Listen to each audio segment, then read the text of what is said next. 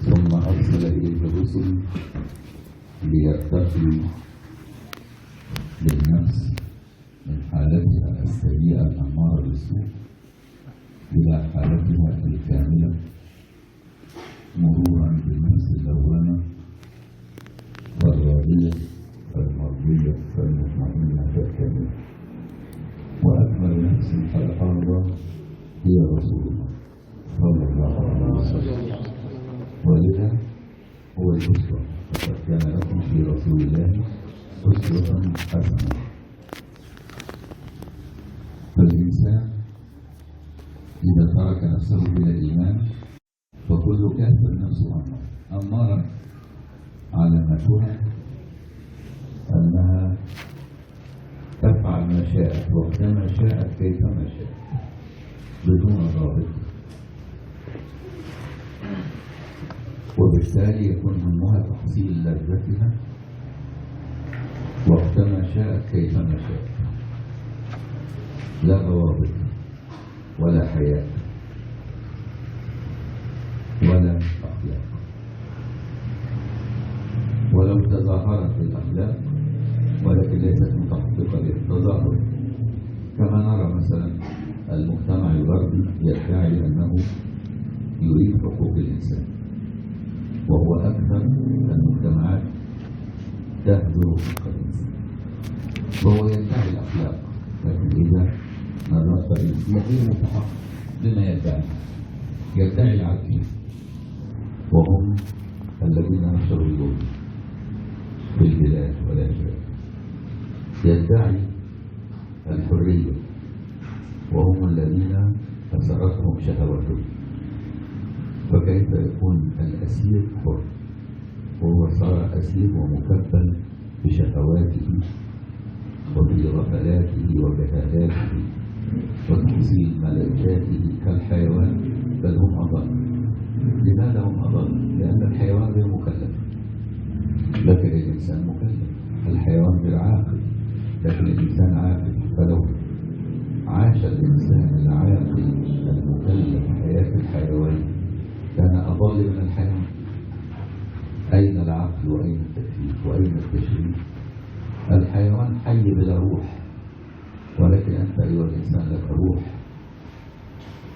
هناك فرق بين الحيوان الحي وبين الإنسان الذي يحيا بروح. النبات حي لكن بلا روح، الحيوان حي لكن بلا روح. أما الإنسان فحي بروح، هذه الروح التي ميزته، التي جعلته مدركا عاقلا صالحا لأن يتعلم وأن يعمل بما علم وأن يتطور وأن يرقي نفسه. وبالتالي الإنسان إذا عاش بلا إيمان صار كالحيوان، بل هو أضل لأنه لم يستعمل الجوهر النفيس المنغمس فيه. اللهم صل على سيدنا محمد البرزخ بين الأحدية والواحدية وبين البطون والظهور، سر المجل الأعظم، أحمد البداية والبشارة، محمد النهاية والهداية، محمود السيرة والسريرة، مصطفى العناية والرعاية، وعلى آله وسلم عدد كمالك وكما يليق بكمالك.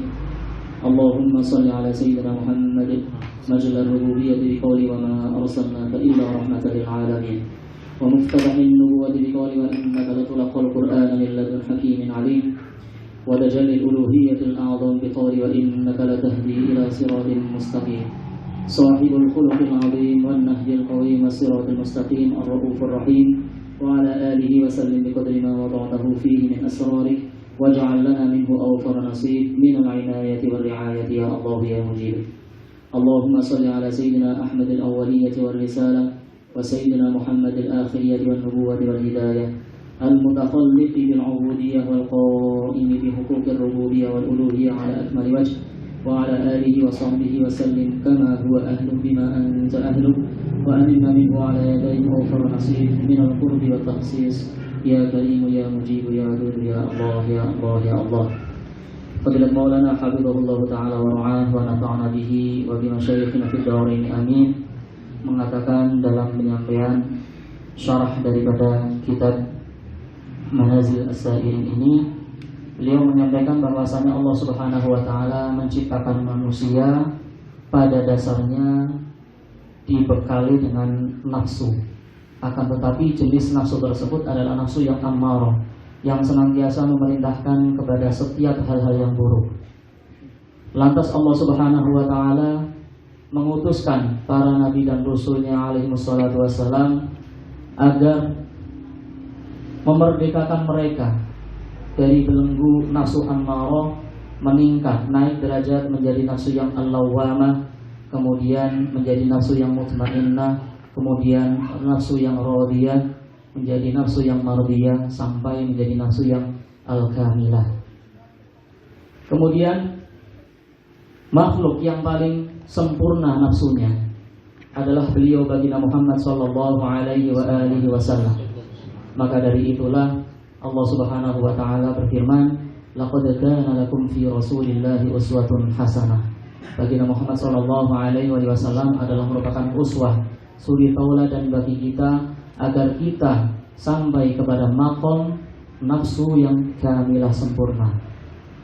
Apabila seseorang manusia meninggalkan nafsunya tanpa dibekali dengan keimanan, maka nafsu dirinya akan tetap menjadi nafsu yang ammarah. Nah, ini bisa kita lihat, bisa kita saksikan bagaimana orang kafir. Ciri daripada tanda ataupun tanda daripada nafsu ammarah yaitu dia melakukan apa saja yang dikehendaki, apa saja yang diingini tanpa aturan, kapan saja, di mana saja, apa yang dia mau dia lakukan, tidak melihat aturan-aturan yang ada. Yaitu tujuan ataupun ham daripada nafsu al-ammarah adalah untuk mendapatkan kelezatan dunia tanpa ada aturan, tanpa ada batas, tanpa ada rasa malu dan tanpa akhlak. Meskipun terkadang mereka terlihat seperti orang-orang kafir yang berada di Amerika ataupun di Eropa, mereka melakukan gerakan-gerakan yang mengatakan atau mengajak untuk memuliakan hak-hak manusia. Ini hanya sekedar pura-pura saja. Pada hakikatnya mereka adalah merupakan orang yang paling mendolimi kepada sesama umat manusia. Mereka yang suka menjajah, mereka yang suka menghancurkan. Nah, ini hanya pura-pura saja. Sehingga orang kafir itu dikatakan lebih sesat daripada hayawan. Mengapa demikian? Karena orang kafir ini dibekali akal oleh Allah Subhanahu wa Ta'ala, sehingga ketika tidak menggunakan akalnya tentunya lebih sesat daripada hewan, yang mana hewan pantas saja karena tidak memiliki akal. Jadi perlu dibedakan bahwasanya manusia itu adalah merupakan makhluk Allah Subhanahu wa Ta'ala yang memiliki ruh. Kalau hewan itu hanya hidup saja tetapi tanpa ruh. Nah, ini ruh ini adalah merupakan makhluk at-taklif. Kemudian ruh ini yang menjadikan manusia itu mampu mengetahui, mampu menerima, mampu untuk belajar dan mengamalkan apa yang telah ia ketahui. Maka dari itu Fadilat Maulana mengulangi lagi bahwasanya manusia tanpa iman itu lebih sesat daripada hewan. Wallahu ta'ala a'lam. النفس الأمارة تريد أن تحصل لذتها، هذا هو هدفه. إذا جاعت تأكل وتأكل، ينزلنا على فعل بعض عصاة المؤمنين فيجعل الحكم واحد، وهذا أمر خطير يؤدي إلى سوء الظن بالمؤمنين، لأنك جعلت المؤمنين نفوسهم أمارة، والمؤمن أول درجة في الإيمان أن تكون نفسه الأول.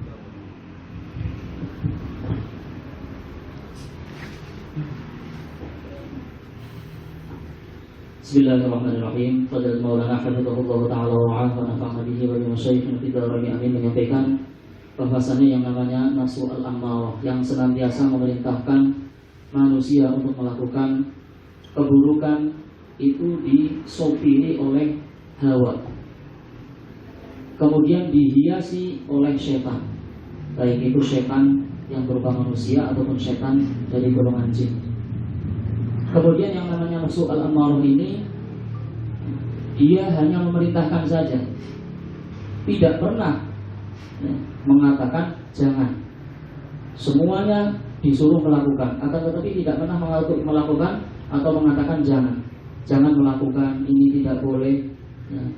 Malu kepada Allah Subhanahu wa taala, itu tidak pernah demikian. Nah, itulah yang namanya nafsu al-ammarah. Tidak pernah talumu nafsaha, tidak pernah mencela, tidak pernah menyalahkan dirinya. Maka dari itu Fadilatul Maulana menyampaikan, kita itu harus mengetahui yang namanya nafsu al-ammarah. Ini sangat-sangat penting sekali, sehingga kita bisa membedakan antara maksiatnya orang yang kafir dengan maksiatnya orang yang beriman. Maksiatnya orang kafir, mereka tidak pernah menyesal, tidak pernah mengatakan bahwasanya oh iya saya salah, tidak. Akan tetapi seorang yang beriman, dia memiliki nafsu yang al-lawamah, sudah bukan memiliki nafsu al-ammarah, sudah meningkat derajatnya dengan keimanannya tersebut. Sehingga ketika dia melakukan kemaksiatan, maka dia akan menyalahkan ataupun menyesal ketika melakukan kemaksiatan, dan juga membenci kemaksiatan tersebut bahkan ketika melakukannya. Ketika enaknya, lazahnya itu sudah hilang, sudah habis, maka yang ada adalah penyesalan. Nah, ini adalah merupakan nafsu al-lawamah yang dimiliki oleh seorang mukmin ketika melakukan sebuah kemaksiatan. Nah, ini yang terjadi fenomena sekarang, Khawarijul Asr atau apa yang dinamakan dengan Wahabiyah, itu mereka tidak membedakan antara maksiatnya orang yang kafir dengan maksiatnya orang yang beriman, karena mereka tidak mampu mengetahui perbedaan antara nafsu al-ammarah dengan nafsu al-lawamah. Mereka menyamakan orang mukmin ketika melakukan kemaksiatan, oh berarti nafsunya adalah al-ammarah. Ini sangat bahaya sekali, sehingga efek daripada mereka yang tidak membedakan antara dua nafsu tersebut, antara kemaksiatan dari orang yang beriman dengan orang yang kafir, nah akhirnya mereka itu menginzalkan ataupun tanzil al-ayat, ya kan, yang memang turun untuk orang-orang kafir. Nah, ini dihamilkan, ditangguhkan kepada orang-orang yang beriman yang melakukan kemaksiatan. Nah, ini sangat-sangat berbahaya sekali. ولذلك الطب النفسي وعلم النفس، هذا العلوم التي وصفها أصحاب النفوس الأمارة، لا تصلح لعلاج المؤمنين. فرويد نفسه أمارة، وهو الذي وضع علم النفس في الحديث، فوصف النفس الأمارة وكيف يعالج النفس الأمارة. ثم ننقل نحن هذا العلم الذي يصف النفس الأمارة فنستعمله ونعالج به النفس اللوامة ونتعلمه من بلادهم ونأتي به إلى بلادنا ونحن مؤمنين. وأفسد المؤمنين نفسه لوامة، أكثر المسلمين ظلما نفسه لوامة، لأنه استمرار حتى لو فعل يقول يا رب تب علي، لا حتى لو شرب الخمر يقول يا رب أريد أن أتوب، حتى لو شرب الدخان يا رب لا أريد أن أكفر. لكن ضعفه البشري يجعله يفعل المعصية. وفرق كبير بين من يفعل المعصية مقبلا عليها ومن يفعل المعصية وهو كاره لها، فرق كبير. فكيف أعالج هذه النفس اللوامة بنفس طريقة علاج النفس الأمارة؟ هذا خطأ كبير. ولذلك تطبيقات الطب النفسي من خلال العلم الأوروبي الفرويدي الذي لا يصف إلا نفس واحدة وهي نفس أمارة خطأ كبير. ولذلك عندنا على هذه الممارسات أخطاء كثيرة وسوء توجيه للمرضى النفسيين في بلاد المسلمين، لأننا نعالجهم كأن نفوسهم كنفوس الكفار. هذه فرق كبير. المؤمنون علموا أن النفوس أنواع وليست نفس واحدة، أنواع كثيرة، ولذلك وصفوا هذه النفوس. فنحن نسبق أوروبا وأمريكا والكفار بعمق معرفة النفوس وتدرجها، وبالتالي نحن أولى أن نعالج النفوس من أن نستورد علاج من الخارج. يعالج نفس واحدة وهي أمارة وليها شيطانها وهواها، ونعالج به نفس لوامة وليها مولاها وإمامها الأنبياء الصالحين. فرق كبير بين التوضؤ. Beliau menyampaikan bahwasanya ada at-tib an-nafsi. Berarti apa ini bahasa Indonesia-nya? Ilmu psikologi.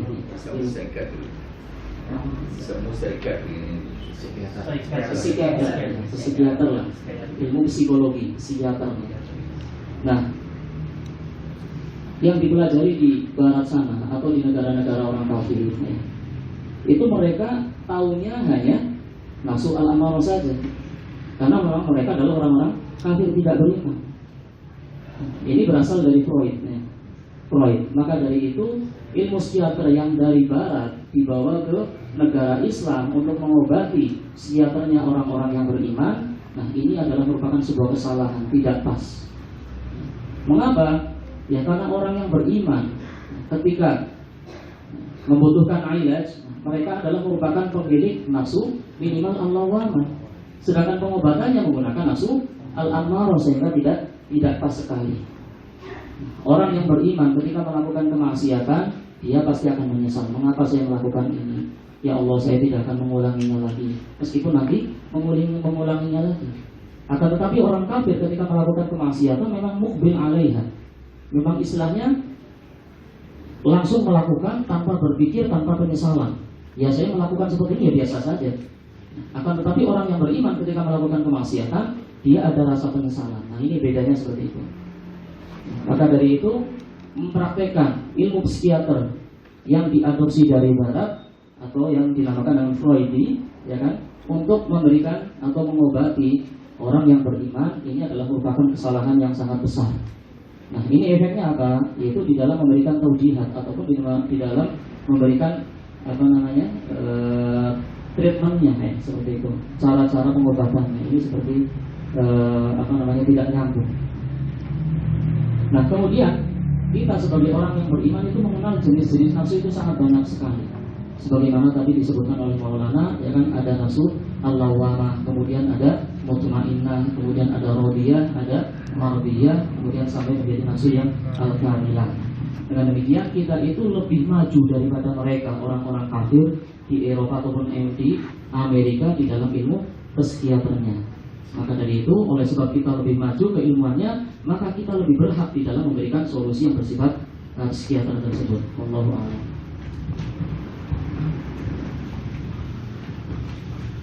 النفس إذا آمنت واتبعت الرسل ارتقت بخطوة واحدة بمجرد إيمانها، فرقت النفس الأمارة ودخلت النفس اللوامة.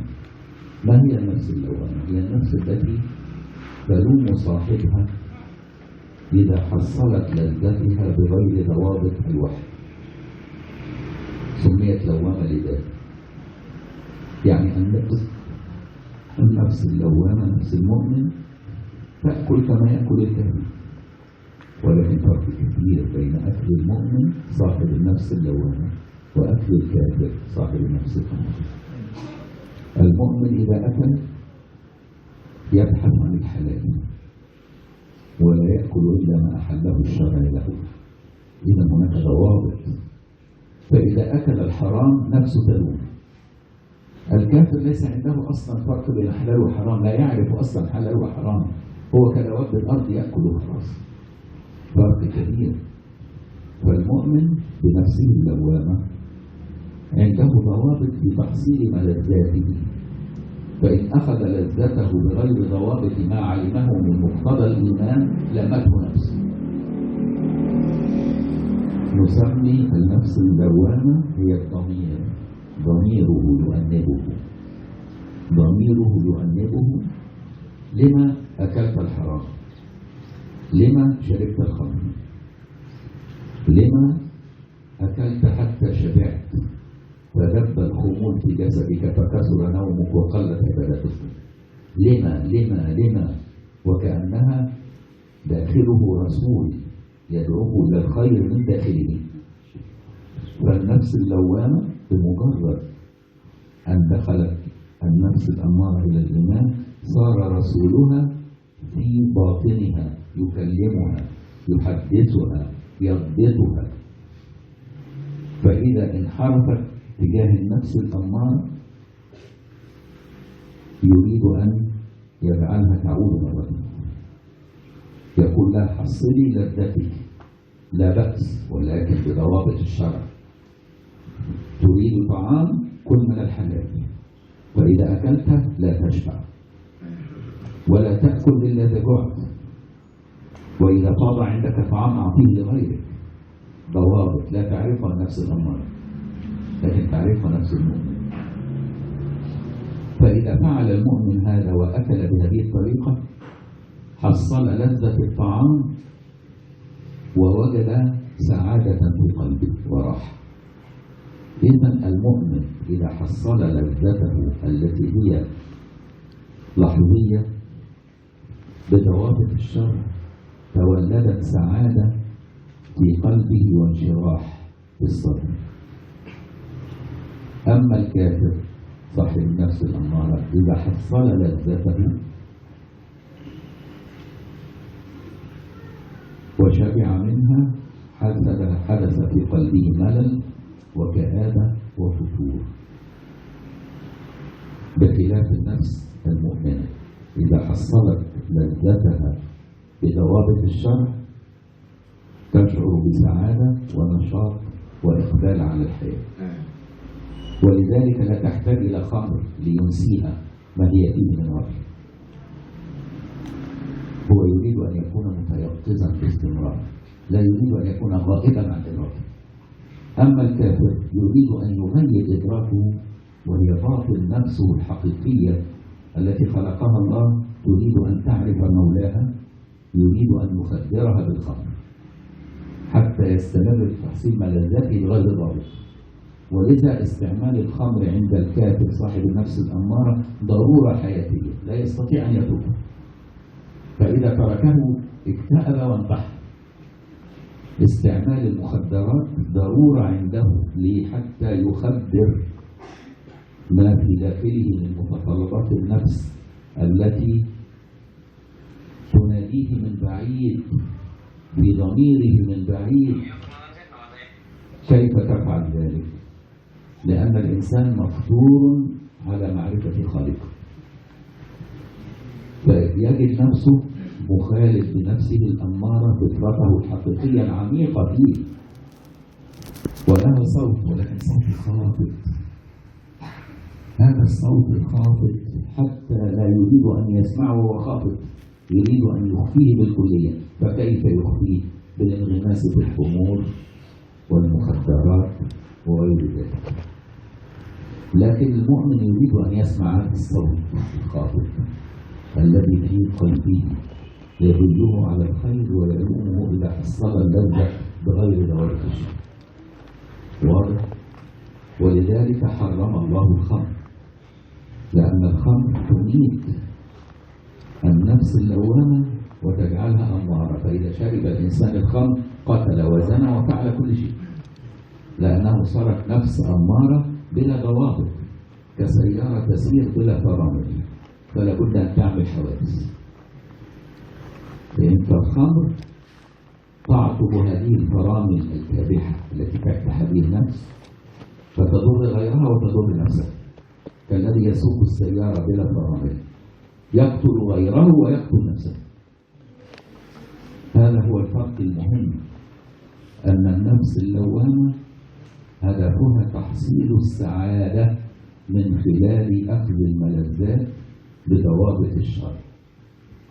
أما النفس الأمارة لا تعرف إلا اللذة، لا تفهم معنى السعادة، تظن أن السعادة هي اللذة، وهذا خطأ. فرق كبير بين السعادة واللذة. pleasure happiness، pleasure اللذة، happiness السعادة. عند النفس الأمارة السعادة هي اللذة، فإذا حصلت اللذة بحثا عن السعادة لا تجدها، فتسير وراء سراب لا ينتهي ولذا لا تشبع. لكن النفس اللوامة تأخذ لذتها بضوابط الشرع وبكوابح الشرع، فتحصل لذتها وتبقى سعادتها، فتكون منشرحة، فلا تحتاج أن تخدر هذا العقل والإدراك، لأن هي سعيدة، هي في نشوة مراقبتها لربها. هذه هي السعادة التي تشعر. ولذلك نرى أن الكافر لا يستغني عن الخمر، والمؤمن صاحب النفس اللوامة خمره مراقبة ربه، خمره ذكره لمولاه، خمره تعلقه بالصالحين، خمرته التي تجعله يشعر بالنشوة كلما اقترب من سلوك الحبيب. واضح؟ ففرق كبير بين هذا وذاك. السعادة تبقى وتستمر وتنشط وتشرح الصدر وتزيدك إقبال على الحياة والنشاط، واللذة غير ذلك مؤقتة يعقبها فتور فكآبة ووقوع في الخمر لتنسى فساد ما فعلت. فرق كبير بين اللذة وبين السعادة.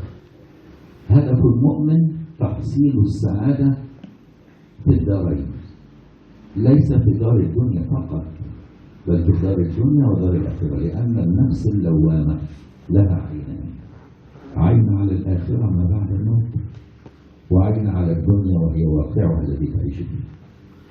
أما النفس الأمارة ليست لها إلا عين واحدة، عين واحدة لا تنظر إلا إلى الدنيا، يعلمون ظاهرا من الحياة الدنيا وهم عن الآخرة مغافلون. ولذا رمز النفس الأمارة المسيح الدجال أعور العين، ليس له إلا عين واحدة.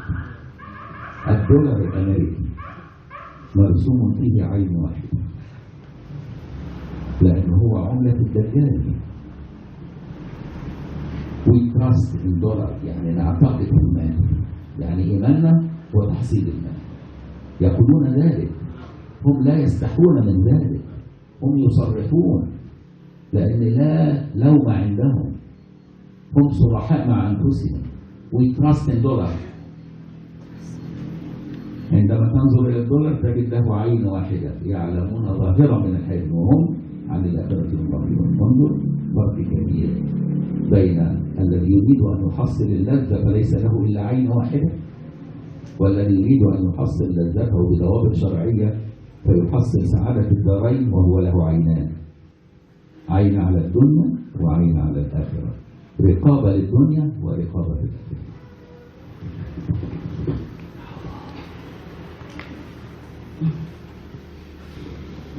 بسم الله الرحمن الرحيم. Fadilat Maulana Hafizahullah Ta'ala wa ra'ah wa nafa'ana bihi wa bi masyayikhin fi dawrain amin menyampaikan bahwasanya nafsu ammarah, yaitu nafsunya orang kafir, ketika dia beriman maka secara otomatis akan berubah menjadi nafsu al-lawwamah, yang senantiasa lalu mencela ketika dia melakukan perbuatan yang tidak terpuji,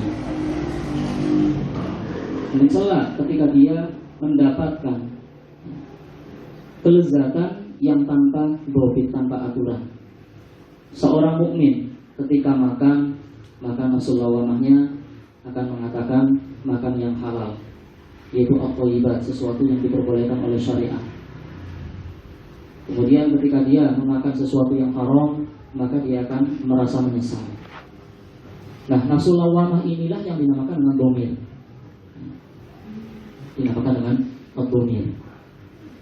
Dhamir ini yang senantiasa bertanya, mengapa kamu makan banyak, mengapa kamu makan haram.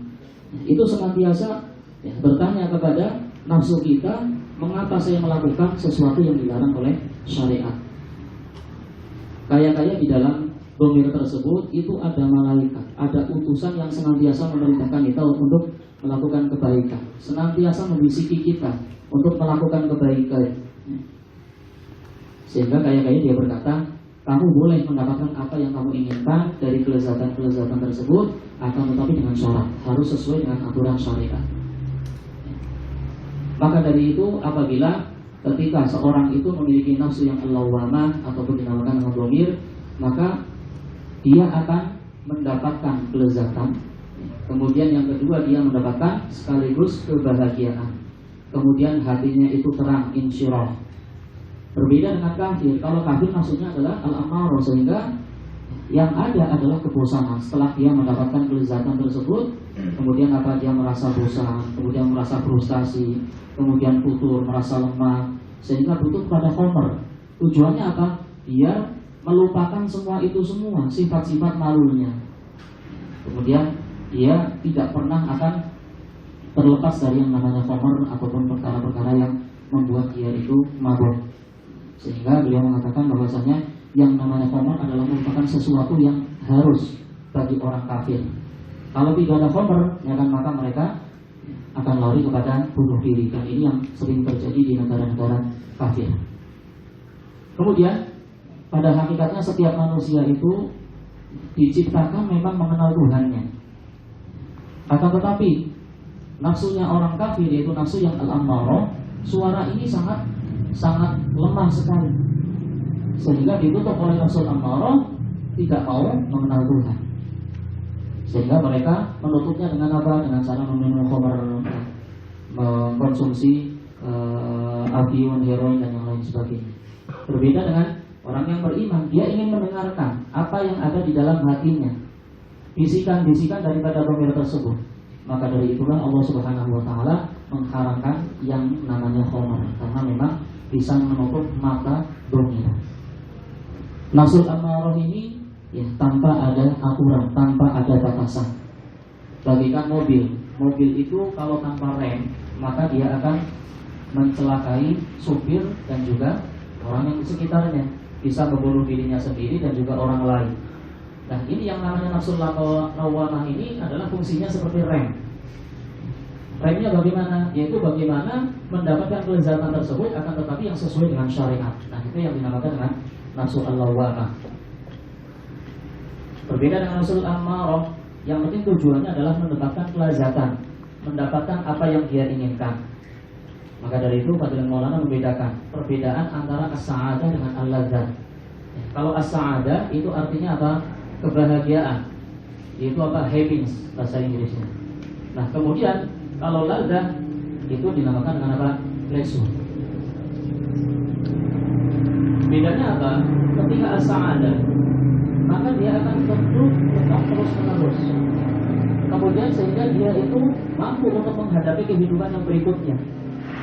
Berbeda dengan yang namanya ladzah, itu dia tidak akan pernah merasa puas, ingin yang lain. Kemudian hanya bersifat sementara saja yang namanya ladzah itu. Kemudian setelah itu dia frustasi, stres. Nah, maka dari itu cara menghilangkan stres tersebut adalah dengan meminum khamr. Maka dari itu Fadilatul Maulana mengatakan bahwasanya yang namanya orang kafir itu tidak akan pernah mampu untuk terlepas dari yang namanya arak. Sedangkan orang yang beriman, khamrnya adalah berzikir kepada Allah Subhanahu wa taala, bersolawat atas baginda Muhammad sallallahu alaihi wasallam. Kemudian ta'alluq, ada keterkaitan kecintaan hati kita kepada baginda Muhammad sallallahu alaihi wasallam dan juga para auliyaillah, para orang-orang soleh. Allahumma ja'alna minhum. Amin. Kemudian hadaf ataupun tujuan dari seorang yang beriman adalah mendapatkan as-sa'adah di dunia wal akhirah, mendapatkan kebahagiaan di dunia dan akhirat. Maka dari itu orang yang beriman itu memiliki dua mata. Mata satu melihat ke dunia dan satu lagi melihat ke akhirat. Berbeda dengan hadafnya orang kafir. Kalau orang kafir itu tujuannya adalah untuk mendapatkan kelezatan saja, yang dinamakan dengan pleasure, bukan happiness. Yaitu bagaimana mendapatkan kelezatan tanpa aturan. Maka dari itu di dalam Al-Quran dikatakan ya'lamuna zahiran minal hayatid dunya wa hum 'anil akhirati hum ghafilun. Mereka hanya tahu tentang kehidupan saja. Di dunia saja ini yang mereka tahu. Akan tetapi mereka lalai dari kehidupan akhirat. Maka dari itu ini Dajjal itu memiliki mata hanya satu saja. Karena apa? Matanya hanya melihat dunia, tidak memiliki dua mata, yang satunya melihat akhirat, tidak. Maka dari itu kita lihat ya, di uang dolar, ya kan? We trust in dollar. Artinya apa? Saya percaya kepada dolar, saya percaya kepada dunia, tetapi tidak percaya kepada akhirat. Maka dari itu Fadilatul Maulana menyampaikan bahwasanya yang namanya dolar itu ya mata uangnya Dajjal, seperti itu. وأعطيك مثال الفرق بين السعادة واللذة. النفس الأمارة تظن أن اللذة هي السعادة، فلذتها هي تحصيل شهوتها وقتما تريد بأي وسيلة كانت بدون أي ضوابط. هذه هي اللذة. أما النفس اللوامة، نفس المؤمن، تريد أن تحصل السعادة، فتحصل لذتها بضوابط شرع، فتشعر بالسعادة، تشعر باللذة اللحظية ويتبعها سعادة. مثال: الإنسان بطبعه الذكر يميل للأنثى والأنثى تميل للذكر، فالإنسان صاحب النفس الأمارة يريد أن يضاجع كل أنثى يراه في أي مكان بلا ضوابط، ثم يتفلت من مسؤولية هذه المضاجعة، فلو حملت غير مسؤول عن حملها وغير مسؤول عن تربية الأولاد، هو يريد أن يأخذ لذته ويطير، فهو إنسان غير مسؤول عن أعماله، يريد أن يتفلت من المسؤولية، ولذلك يشعر بلذة لحظية، ولكن يظن أن اللذة تؤدي إلى السعادة، والحقيقة أنها تؤدي إلى ثروات، لا يصل إلى السعادة أبدا. أما المؤمن صاحب النفس اللوامة يحب النساء لا بأس، لكن لا يضاجع أي امرأة، لابد أن يضاجع المرأة التي يتزوجها بضوابط شرعية، فيعطيها مهرها ويطلبها من وليها ثم ينفق عليها، فإذا حملت صار مسؤولا عن الأسرة، يربي الأولاد، فيشعر من خلال مضاجعته الزوجية بلذة لحظية بسعادة بعد ذلك ببناء الأسرة ورعاية الأسرة والمسؤولية وتربية الأولاد، ويرى أولاده يسعد بهم أمامه، يكبرون أمام عينيه، فيعلمهم الدين ويعلمهم الإيمان، فيعيش سعيدا بالزواج، لأنها يدوم معه طول عمره، بل ينفعونه حتى بعد وفاته سعادة الدارين، ولد صالح يدعو له. انظر، حصل لذته ولكن بطريقة أسعدته بضوابط الشرع، هذا هو المؤمن. أما الكافر حصل لذته بغير ضوابط بطريقة أشقته في الدنيا وحرمته من الآخرة وهرب من المسؤولية. فرق كبير بين النفس الأمارة التي تريد أن تحصل اللذة وبين النفس اللوامة التي تريد أن تأخذ لذتها مع القيام بالمسؤولية، فتأخذ لذتها بضوابط الشرع ثم تكون مسؤولة بعد ذلك عما ينبني على هذا.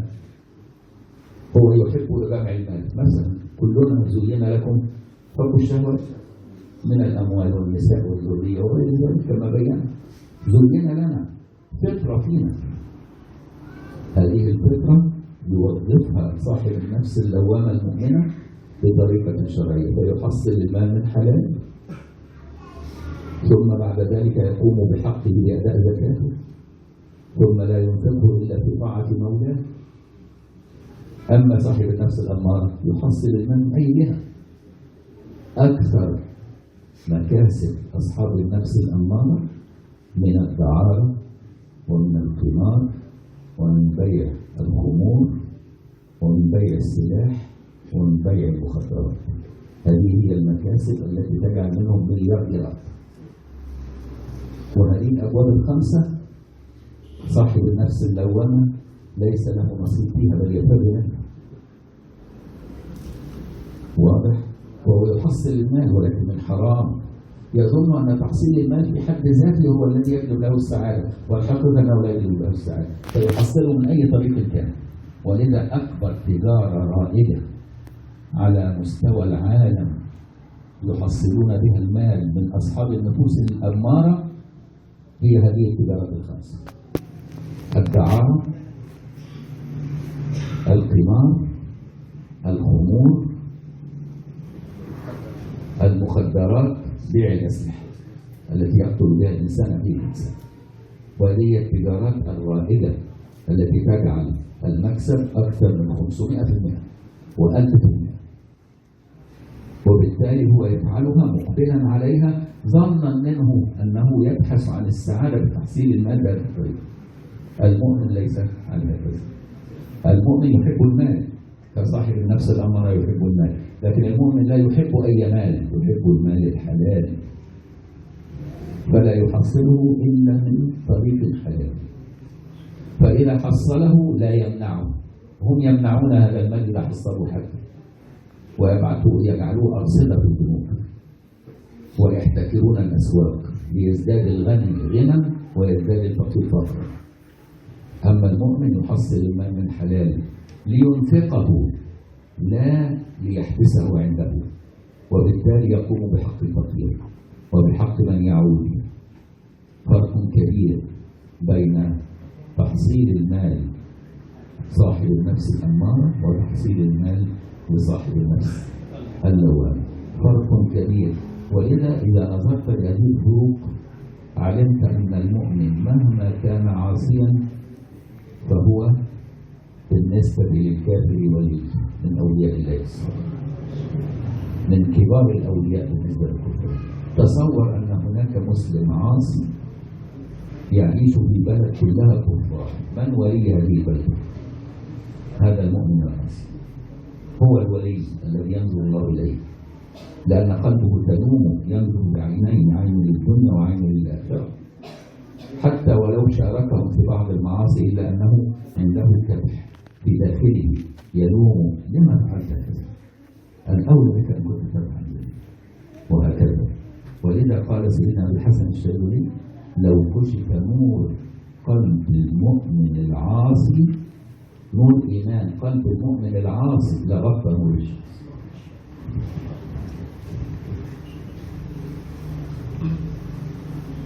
Bismillahirrahmanirrahim. Fadilatul Maulana Habibullah Ta'ala wara'ah wa nafa'na bihi fid dharain amin, mengatakan bahwasanya ada perbedaan antara as-sa'adah dengan al-ladzah.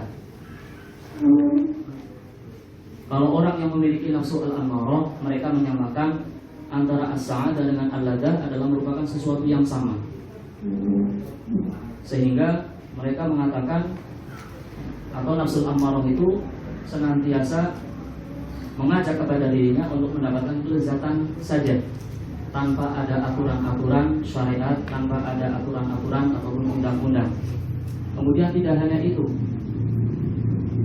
tidak mau bertanggung jawab dari apa yang telah dia lakukan. Misalkan nafsu al-ammarah dari orang kafir, dia ingin melampiaskan syahwatnya, maka dia tidur dengan perempuan siapapun, halal ataupun haram, istrinya bukan istrinya, itu tidak peduli. Kemudian tidak hanya itu, mereka tidak ingin bertanggung jawab ketika hamil, maka dia akan tinggalkan begitu saja. Sehingga apa yang dia anggap sebagai sebuah as-sa'adah ini adalah merupakan fata morgana saja, bukan as-sa'adah, akan tetapi hanya sekedar ataupun sebatas al-ladzah. Nah, orang yang seperti ini akan dihirman di akhirat kelak. Tidak hanya itu, akan tetapi di dunia juga tidak akan pernah mendapatkan as-sa'adah. Kemudian berbeda dengan yang namanya an-nafsu al-awwamah, yaitu yang senantiasa talumu nafsah ketika melakukan sebuah kemaksiatan di dalam jiwa seorang yang beriman. Ketika seorang yang beriman ingin melampiaskan syahwatnya, maka dalam satu waktu dia mendapatkan as-sa'adah, juga mendapatkan al-ladzah. Seorang yang mukmin ketika ingin melampiaskan syahwatnya, maka dia akan menikah terlebih dahulu dengan mas kawin, dengan seizin wali, ada akadnya. Kemudian setelah itu dikaruniai anak oleh Allah Subhanahu wa taala, kemudian memiliki mas'uliyah, rasa tanggung jawab, sehingga harus memberikan nafkah kepada istri dan anak-anaknya. Kemudian memberikan tarbiyah yang terbaik untuk mereka, sehingga membentuk sebuah keluarga yang karimah, dan dengan merekalah orang yang beriman tersebut menjadi bahagia. Kemudian mengajarkan kepada anak-anaknya tentang ilmu-ilmu agama, sehingga seorang mukmin ketika melampiaskan syahwatnya, dia bahagia dengan pernikahannya. Tidak hanya itu, tidak hanya di dunia saja, akan tetapi dia memiliki keyakinan dan Allah Subhanahu wa taala akan memberikan kemanfaatan untuk dirinya melalui anak-anaknya yang soleh. Kemudian di dalam mengumpulkan harta, setiap dari kita, setiap manusia itu suka yang namanya materi, suka yang namanya uang. Akan tetapi kecintaan manusia yang kafir, yaitu yang memiliki nafsu al-lawwamah, maka dia akan memiliki nafsu yang al-ammarah, maka dia akan mendapatkan atau berusaha mendapatkan harta dari manapun dasarnya atau dari manapun sumbernya, baik yang halal ataupun yang haram, tidak peduli. Maka dari itu apabila kita melihat, katakan sumber-sumber kekayaan orang kafir memiliki nafsu al-ammarah itu berasal dari da'arah. Da'arah itu berarti PKI, PSK, pekerja seks komersial, mucikari, kemudian jual beli homer, arak, heroin, afyun dan yang lain sebagainya, kemudian jual beli senjata, kemudian mukhaddarat, kemudian ditambah lagi yaitu al-qimar, yaitu perjudian. Nah, ini adalah merupakan sumber-sumber kekayaan dari orang-orang kafir yang merupakan pemilik nafsu al-ammarah. Maka dari itu tidak hanya mengumpulkan harta dari mana saja, akan tetapi mereka tidak menafkahkannya, tidak mentasarufkannya, justru malah mereka itu menimbunnya agar semakin banyak, sedangkan orang lain itu tidak mendapatkannya atau mahrum, menjadi orang-orang yang fakir. Berbeda dengan orang yang memiliki nafsu al-lawwamah, yaitu orang yang beriman. Ketika dia suka untuk mengumpulkan harta, maka ada dawabitnya. Di antaranya adalah harta yang halal. Kemudian setelah mendapatkannya dan lebih, dia akan menafkahkannya kepada fuqara wal masakin. Dia akan membayarkan zakatnya dan yang lain sebagainya. Maka dari itu Fadilatul Maulana menyampaikan bahwasanya orang yang beriman ketika melakukan kemaksiatan sebesar apapun itu, dia adalah merupakan wali Allah Subhanahu wa taala apabila diletakkan di tengah-tengah orang kafir. Di negara Eropa ada seorang mukmin, dia ahli maksiat, maka dia adalah wali di negara Eropa tersebut, yang mana hatinya adalah merupakan mahallu nadhurillahi subhanahu wa ta'ala, tempat di mana Allah Subhanahu wa ta'ala melihat hati sang hambanya. Oleh sebab itulah Sayyidi Abul Hasan Asyaduli qaddasallahu sirrahu wa nafa'ana bihi fid dharain amin, beliau mengatakan lau kushifa nurul syamsi lau kushifa nurul mu'min al-'asi la ghatta nurul syams. Kalau seandainya saja cahaya yang dimiliki oleh orang yang beriman yang ahli maksiat, maka cahayanya tersebut akan menutup cahaya matahari. Ini saking besarnya seperti itu. Wallahu a'lam. إذا علمت هذا الفرق بين صاحب النفس اللوامة وهو المؤمن وصاحب النفس الأمارة، عظم عندك حرمة المؤمن، عظمت حرمة المؤمن، فلا تغتابه ولا تفضحه بل تستره وتنصحه. أما إذا استوى عندك صاحب النفس اللوامة إذا فعل المعصية بصاحب النفس الأمارة بفعل المعصية، تتعامل معه كصاحب النفس الأمارة، تفضحه ولا تنصحه، بل تدعو عليه وتتمنى له السوء وتنتقم منه وتريد أن تقتله، وهكذا. فرق كبير. أهل التصوف لما فهموا ذلك فهموا قيمة النفس اللوامة للمؤمن، فعظم عندهم شأن المؤمن مهما كان هذا المؤمن في حال من الجهل أو الغفلة أو المعصية. علموا قدر هذا المؤمن، حرمته عند الله أشد من حرمة الكعبة. فلما عظم شأن المؤمن عندهم احترموا عباد الله وتناصحوا مع عباد الله وستروا عباد الله وعذروا عباد الله، التمس لهم العذر. يقول ربما جاهل، ربما غلبته شهوته، ربنا يهديه، ربنا يأخذ بيده. لكن الذي لا يفهم هذا المعنى من الوهابية والخوارج يقول اللهم هده، اللهم اقتله، اللهم دمره، هكذا. أما المؤمن يختلف، الذي فهم هذا الفرق يختلف، يقول اللهم اهديه، اللهم ارزقه التوبة، اللهم تب عليه، اللهم حسن خاتمته. فلا يدعون بسوء على مؤمن مهما كان حال المؤمن حاله رضية، لأنه يعلم أن في قلبه نور الإيمان. فرق كبير، فيعظم عندهم قدر المؤمن حتى ولو كان في غفلته، حتى لأن العبرة عندنا بخواتم الأمور لا بحالك الآن. فربما تكون أنت الآن في حال غفلة وفي حال معصية، لكن أنا لا أعلم عندما تموت كيف يكون حالك. ربما تكون من كبار الأولياء. فلا يتسرع بالحكم على المؤمن، ويقول داعي الخلق للخالق، التمس العذر للخلائق، اذكر الخلائق، ادعو للمؤمنين. هكذا حال الذي فهم هذا الفرق، خلافا للفرق التي نشأت وتربت على فكر الوهابية، فاعتقدوا أن المؤمن العاصي كالمؤمن الكافر سواء بسواء، صورة بالمرآة، فكما يدعو على الكافر يدعو على المسلم العاصي. وهذا خطر كبير، بل من الكبائر أن تسيء الظن بأخيك المؤمن. واضح؟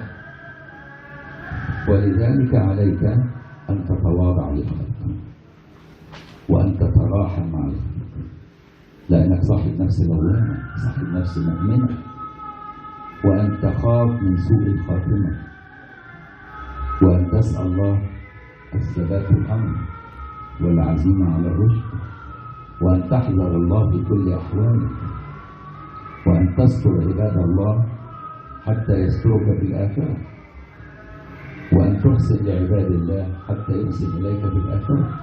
أحسن كما أحسن الله إليك.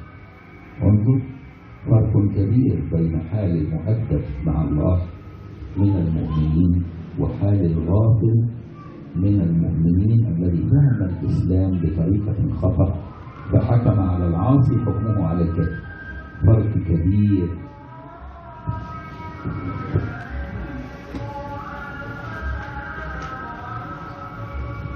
Bismillahirrahmanirrahim. Fadilah Maulana menyampaikan bahwasanya ketika kita sudah mampu membedakan, mengetahui antara perbedaan nafsu yang al-ammarah dengan nafsu yang al-lawwamah, maka kehormatan orang yang beriman itu sangatlah agung. Kita melihat orang muslim, orang mukmin, dia adalah merupakan orang yang memiliki keagungan, memiliki kehormatan yang sangat tinggi sekali. Oleh sebab itulah kita menutup aibnya. Ketika melakukan kesalahan, maka kita memberikan nasihat kepadanya, tidak memberikan atau melakukan fadhihah, ya, tidak menyebarkan kejelekannya seperti itu. Kemudian kita mendoakannya ketika dia melakukan kemaksiatan. Akan tetapi apabila kita tidak mengetahui perbedaan antara nafsu al-ammarah dengan nafsu al-lawwamah, maka kita akan menyebarkan keburukannya, bahkan kita akan membalas dendam kepadanya, mendoakan keburukan untuknya, tidak memberikan udzur kepada mereka seperti apa yang dilakukan oleh orang-orang Wahabi. Kemudian siapa yang mengetahui perbedaan antara kedua nafsu tersebut? Mereka adalah merupakan orang-orang yang ahli at-tasawuf. Oleh sebab itulah mereka adalah merupakan orang-orang yang senantiasa memuliakan orang yang beriman, karena pada hakikatnya orang yang beriman itu lebih mulia daripada Ka'bah. Mereka senantiasa menutupi aib-aib para hamba Allah yang beriman, memberikan maaf kepada orang yang telah mendoliminya, mendoakan kebaikan untuk orang-orang yang lagi. Ibrah adalah bil khawatim. Kita mati dalam keadaan Islam atau dalam keadaan kafir. Nah, kita itu tidak ada yang tahu sama sekali. Oleh sebab itulah kita senantiasa meminta kepada Allah Subhanahu wa taala agar diberikan husnul khatimah. Allahumma amin ya rabbal alamin. Mereka selalu mengatakan da'il khalq lil khaliq. Udahlah biarkan mereka, urusannya sama Allah Subhanahu wa taala. Senantiasa menutupi aib-aib orang lain. Berbeda dengan orang Wahabi. kalau mereka menyamakan antara orang yang beriman tetapi melakukan kemaksiatan itu sama saja dengan orang yang kafir. Nah, ini adalah merupakan kesalahan yang sangat besar sekali. Bahkan Fadilat Maulana ini mengatakan adalah merupakan minal kabair. Maka dari itulah, wahai kita, orang-orang yang merupakan ahlul iman, pemilik nafsu yang lawwamah, kita harus tawadhu, kita harus senantiasa saling menyayangi. Kita harus khawatir tidak ada yang jamin kita itu meninggal dalam keadaan husnul khawatimah. Kita harus senantiasa menutupi aib-aib hamba Allah Subhanahu wa taala sampai atau sehingga agar Allah Subhanahu wa taala juga menutupi aib-aib kita. Kemudian sebagaimana dikatakan ahsin ahsana ahsanallahu ilaik. Sebagaimana Allah Subhanahu wa taala telah memberikan banyak kebaikan kepada kita, maka kita juga memberikan kebaikan kepada orang lain.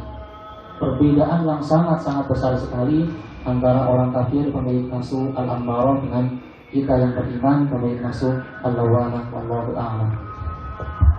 وأعطيك مثالا لنفس مطمئنة كيف كان موقفها مع أصحاب المعاصي والكبائر من المؤمنين حتى يظهر لك أن صاحب النفس اللوامة إذا ارتحل منها وارتقى إلى النفس الرضية المرضية المطمئنة يباع في سوق الرقيق في العراق.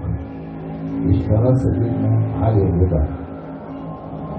سيدنا علي الرضا من سلالة سيدنا جعفر الصادق، ابن سيدنا محمد الباقر، ابن سيدنا علي بن العابدين، ابن سيدنا الحسين، ابن سيدنا علي وسيدتنا فاطمة عليهم السلام، سلالة شريفة. سيدنا علي الرضا يسير في سوق الرقيق، كانوا ينظرون بنور الله، فنظر عبد رقيق طفل يباع فاشترى وأطلق عليه اسم معروف وعلمه الإسلام والإيمان والعبادة، فصار من كبار الأولياء معروف كافي. تربية نبوية شريفة. سيدنا معروف الكرخي كان يركب مركبا مع تلامذته في نهر دجلة يعبر النهر، وبجوارهم مركب آخر فيه شباب يسكرون ويعربدون ويصيحون ويغنون. فقال تلامذة سيدنا معروف لسيدنا له: انظر هؤلاء المجرمين، انظر كيف يفعلون، ادعوا عليهم يا مولانا. فنظر مولانا إليهم وقال: اللهم كما فرحتهم في الدنيا فرحهم في الآخرة. فقالوا: كيف تدعو لهم؟ قال: لا يفرحهم في الآخرة إلا إذا رزقهم التوبة، فكأني أدعو لهم أن يتوب الله عليهم. انظر فرق. لكن صاحب الجهل من الجهلات لو كان واحد وهابي قاعد في المسجد: لعنة الله عليكم أيها المؤمنون، ربنا يغرق فيكم، وهذا فرق كبير بين أهل المعذرة للخلائق، أهل الرحمة الذين لا يتجاوزون الدعاء إلى درجة الاعتداء. الله يقول: ادعوا ربكم تضرعا وخفية إنه لا يحب المعتدين، أي لا يحب المعتدين في الدعاء. فإياك أن تعتدي في الدعاء فتدعو بالضر، ادعو بالنفع، كما كان حبيبك المصطفى يدعو للناس جميعا بالنفع. فلما قالوا له: ادعو عليهم يا مولانا، قال: اللهم كما فرحتهم في الدنيا فرحهم في الآخرة. العجيب أن بعد عدة شهور صاروا أصحاب هذه المركبة من الوصال تائبين من مريدين سيدي معروف ببركة دعوته.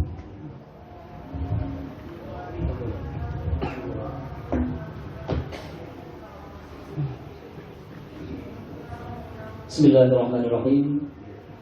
Fadilat Maulana Hafizahullah Ta'ala wa ra'ah wa nafa'ana bihi wa bimasyayikhina fi dawrani amin menyampaikan bahwasanya contoh daripada nafsu yang al-lawwamah, yang sudah naik menjadi nafsu yang mutmainnah, yang radiyah, yang mardiyah, yang kamilah adalah Sayyidina Ma'ruf al-Karhi.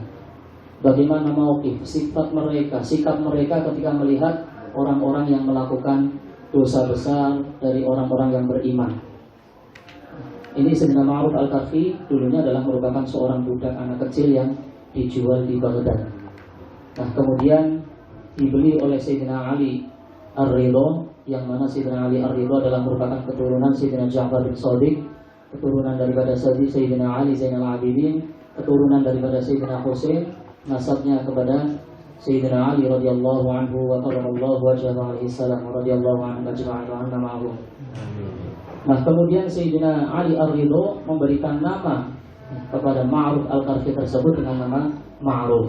Kemudian ditarbiyah sampai menjadi min kibar al-awliya. Makamnya berada di Baghdad. Dan ini suatu ketika Sayyidina Ma'ruf Al-Karfi bersama dengan para muridnya sudah menjadi wali yang sangat besar sekali, memiliki murid-murid yang sangat banyak. Nah, ketika itu sedang melewati Sungai Dajlah atau Nahr Ad-Dajlah yang berada di Irak. Nah, kemudian apa? Para muridnya itu melihat perahu yang ditumpangi oleh orang-orang itu, mereka sedang bersenang-senang lagi minum khamr, lagi pesta-pesta. Lantas secara spontan para muridnya mengatakan kepada Sayyidina Ma'ruf Al-Karfi, wahai Maulana, doakan mereka agar tenggelam. Nah, Sayyidina Ma'ruf Al-Karfi adalah merupakan pemilik nafsu yang al-mutmainnah. Bagaimana sikapnya ketika melihat orang-orang yang sedang berpesta dengan khamr seperti itu? Apakah benar mendoakan keburukan untuk mereka? Tidak. Akan tetapi Sayyidina Ma'ruf Al-Karfi justru malah mendoakan kepada mereka dengan berkata, Allahumma kama farrahtahum fid dunya fafarrihhum fil akhirah. Ya Allah, sebagaimana Engkau memberikan kebahagiaan, kesenangan di dunia ini, berikanlah kesenangan kepada mereka di akhirat kelak. Yang artinya mereka tidak akan pernah senang di akhirat kelak kecuali kalau taubat dan hasunah islamuhum. Itu artinya Sayyidina Ma'ruf Al-Karfi mendoakan ahlul kabair agar menjadi orang-orang yang bertaubat. Nah, ini adalah merupakan hati daripada pemilik nafsu al-mutmainnah. Nah, ini berbeda dengan orang Wahabi. Ketika orang Wahabi melihat demikian, pasti akan mendoakan, ya Allah, hancurkanlah kapal itu biar kejatuhan bintang dari langit, ya kan, atau batu dari langit, meteor, sekalian hancur semuanya. Akan tetapi tidak demikian. Nah, ini adalah merupakan Sayyidina Ma'ruf Al-Karfi. Nah, kemudian ternyata ini setelah beberapa bulan, mereka yang berada di Safinah yang tadinya menjadi ahlu al-maksiyah, berpesta-pesta dengan khamr, dengan keberkahan doa yang tulus, yang ikhlas daripada Sayyidina Ma'ruf Al-Karfi, mereka bertobat melalui para muridnya. Oleh sebab itulah Allah Subhanahu wa taala itu melarang kita, ya, atau mengatakan innallaha la yuhibbul mu'tadin. Allah itu tidak suka dengan orang-orang yang melampaui batas. Apabila kita melihat siapnya itu berbicara tentang masalah doa. Oh, yang dimaksud mu'tadin di sini al-i'tidah, yaitu di dalam doa. Artinya bagaimana? Di antara bentuk yang tidak melampaui batas di dalam doa adalah mendoakan. لأن منازل السائلين كتاب يبحث في سفر النفس اللوامة من نوازعها التي بها من بقية النفس الأمارة في سفرها حال إيمانها منطلقة إلى مولاها مرورا إلى النفس الراضية المرضية المطمئنة والعارفة بمولاها النفس الكاملة. فهذا الكتاب كتاب مهم لابد أن تقرأه بتؤدة وبنية أن تتعلم وتنفذ حتى تسافر بنفسك من كونها تأمرك أحيانا بالسوء إلى نفس لا تأمرك إلا بمعالي الله. في سفرك هذا تمر بمنازل ومحطات كما تسافر في الدنيا من مكان إلى مكان، فتنزل في كل منزل حتى تأخذ بعض الراحة ثم تنتقل إلى مرحلة أخرى حتى تصل إلى مبتغاك وأن إلى ربك المنتهى. وهو شرح هذه المنازل النفسية التي يمر بها المؤمن من خلال القرآن والسنة ومن خلال فعل الصالحين وتجربة أهل التربية وأهل المعارف. فجمع هذا الكتاب البديع وسماه منازل السائرين، وهو ليس هو أول من كتبه، سبقه غيره، ولكن هو قام بتنظيم ما سبقه غيره، يعني جمع ما سبقه غيره في كتابه ونظمه بطريقة دراسية حتى تستطيع أن تدرسه وأن تتعلمها فتعلمها لغيرك، بعدما كان الكلام منثور في متفرقات من كلام أهل التربية، هو جمعه ونظمه حتى يسهل دراسته ومدارسته. والحمد لله ربنا أكرمني وقمت بشرح هذا الكتاب في كتاب سميته التيسير المعين في شرح كتاب منازل السائرين. أجيزكم بهذا الكتاب والمدرسين فيكم ومعالم مدارج السالكين في شرح منازل السائرين لابن القيم.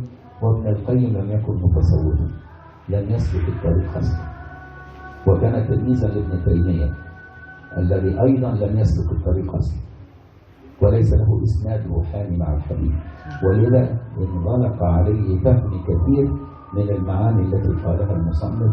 فإذا قرأت كتاب مدارج السالكين لابن القيم، إذا أردت أن تفهم الكتاب مشوها فاقرأ مدارج السالكين، لأنه مشوه أيام التشويه، حتى أنه وصل في آخر باب وهو باب التوحيد في هذا الكتاب لم يفهم عبارة المصنف وقال قال الملحد، فتهجم على المصنف ووصفه بالإلحاد. فإذا كان ملحدا لما تشرح كلامه؟ فهو ناقض كلام نفسه، وبالتالي لا أنصح بقراءة مدارج السالكين، فهو كتاب يعني شوه كتاب منازل السالكين. وللأسف الوهابية مولعون بقراءة كتاب مدارج السالكين ولم ينطلقوا لحظة واحدة من النفس اللوامة فينتقلوا إلى النفس المطمئنة، لم يذوقوا رائحة النفس الراضية ولا المرضية ولا المطمئنة، وصاروا يسيرون في أودية النفس اللوامة ويموتون عليها، وبعضهم ينكب إلى النفس الأمارة ويموت على غير الإسلام، بالرغم أنهم درسوا هذا الكتاب وعكفوا على دراسته، ولكن بشرح مشوه، فجاءت إليهم الفكرة مشوه. ولذلك أجيزكم بكتاب التيسير المعين بشرح معاني منازل السائرين، شرح الفقير إلى الله بتوفيق من الله ومدد من رسوله صلى الله عليه وآله وسلم بطريقة معاصرة بألفاظ يسيرة لا لبس فيها ولا غموض. فأجيزكم بهذا الكتاب تتعلمونه وتعلمون بتلامذتكم، لعل الله ينقلنا من ذل المعصية إلى عز الطاعة، ومن النفس اللوامة إلى النفس الكاملة، مرورا بالراضية والمرضية والمطمئنة. وجزاكم الله خير وأكرمكم الله.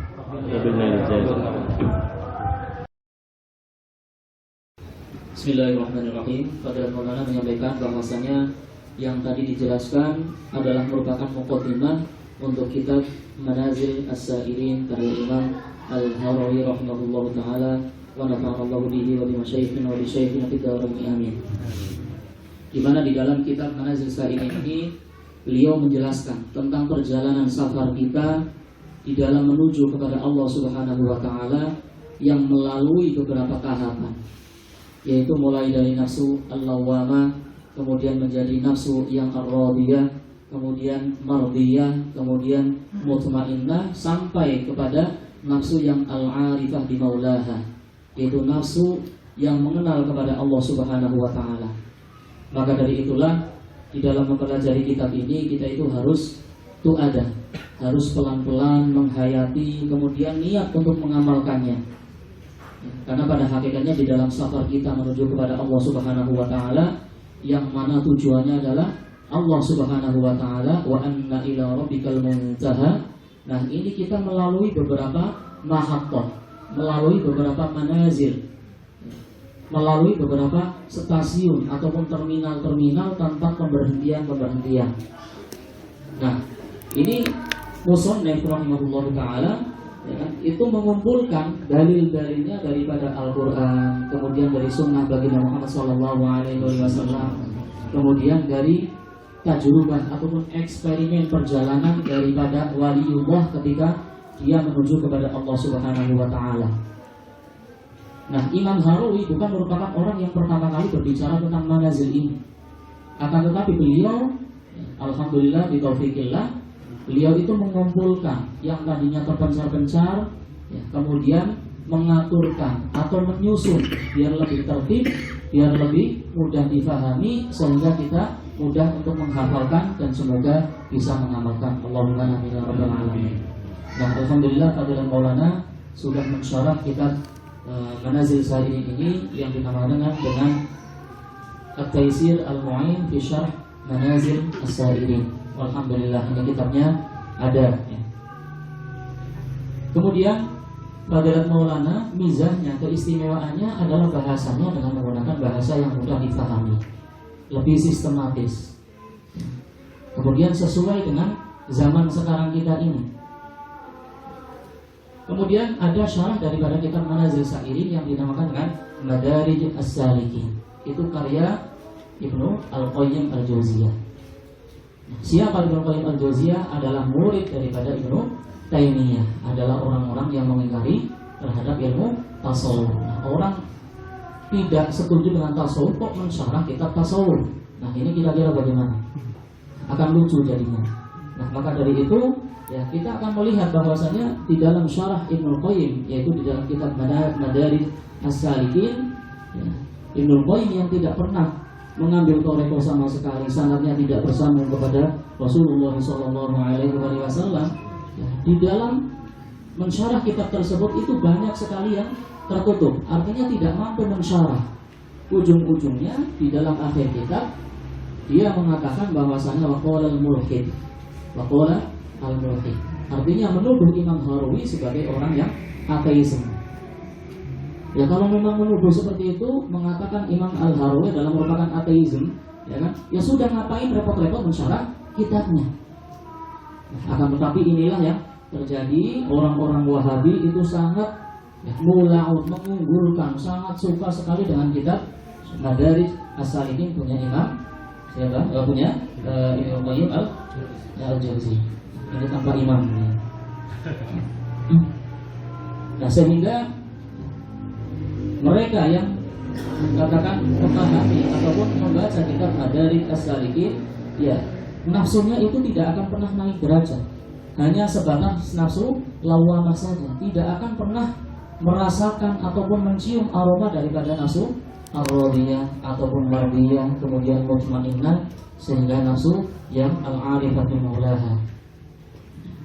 Bahkan Fadilah Maulana mengatakan, oleh sebab mereka itu nafsunya hanya sebatas nafsu yang lawamah saja, itu tidak aman, sehingga yang terjadi banyak sekali dari mereka yang keluar dari agama Islam. Waliyadu billah.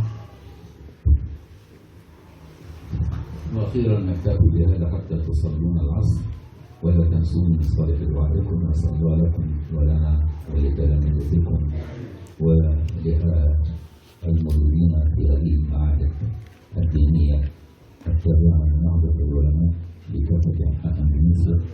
نسأل لهم جميعا بالتوفيق والسداد والتزكية، وأن يجعلهم هادين مهتدين غير ضالين ولا مضلين، وأن يلهمهم ويلهمنا رشدهم ورشدهم، وأن يجعلهم قرة عين لوليهم وذويهم، وحيثما حلوا يكون سببا للرحمة والتراحم لا سبب للفرقة والتنافر يا رب العالمين. وأن يبارك في مدرسيهم وفي القائمين على معابدهم وفي بلادهم وفي سائر بلاد المسلمين، وأن يتقبل منا ما يسره على جوارحنا وفي قلوبنا وعلى ألسنتنا من عباده، وأن يجعلنا شاكرين لنعمه مسلمين بها عليه وتعالى خلف إمام الشاكرين وإمام الحامدين والموحدين سيدنا محمد سيد المرسلين صلى الله عليه وسلم، وأن يحفظنا ويحفظكم ويحفظ ذرياتنا وذرياتكم من كل بلاء وفتنة، ومن فتنة الدجال وفتنة شياطين الإنس والجن وفتنة اليهود والأمريكان وأعداء الإسلام والمسلمين. وجزاكم الله خير. سبحانك اللهم وبحمدك، نشهد أن لا إله إلا أنت، نستغفرك ونتوب إليك. Bismillahirrahmanirrahim. Wal 'ashr innal insana lafi khusr illa alladziina aamanu wa 'amilus shalihaati wa tawassaw bil haqqi wa tawassaw bis sabr. Nastaghfirullah wa tabi'an bil Sekali lagi beliau menyampaikan, tadi ada yang kurang, beliau mengijazahkan kepada para hadirin sekalian syarah kitab beliau terhadap Manazil As-Sa'irin, dan juga beliau memberikan nasihat kepada para hadirin sekalian untuk membacanya, untuk mengajarkannya kepada para murid-murid yang diajar dan juga menyebarkannya. Kemudian yang terakhir beliau mendoakan kepada pesantren-pesantren yang intimah berafiliasi kepada Nahdlatul Ulama, semoga Allah Subhanahu wa taala memberikan keberkahan, memberikan madad bagi Nabi Muhammad sallallahu alaihi wasallam kepada mereka. Fadilah Maulana senantiasa mendoakan kebaikan untuk Nahdlatul Ulama dan juga kita orang Indonesia dan juga umat Islam di seluruh dunia. Allahumma amin ya rabbal alamin. Wallahu taala a'la wa a'lam. Assalamualaikum warahmatullahi wabarakatuh.